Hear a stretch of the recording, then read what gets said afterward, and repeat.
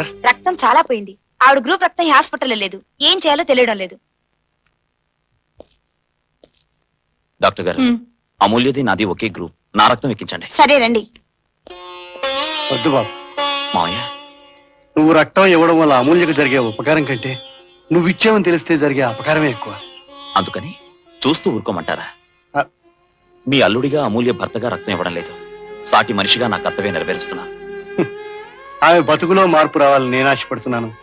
ఆమెను బతికించాలి నువ్వు ఆరాటపడుతున్నావు. సరే,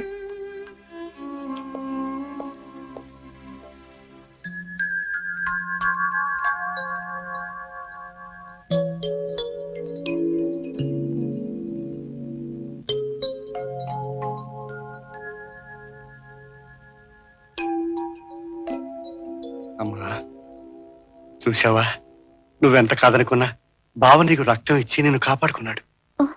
ఇప్పటికైనా మనసు మార్చుకుని జరిగింది మర్చిపోమ్మా.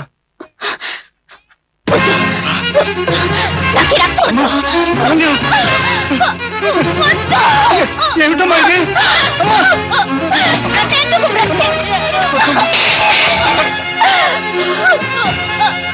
అమూల్య, అమూల్య, అమూల్య, నేను చెప్పేది విను. అమూల్య, అమూల్య,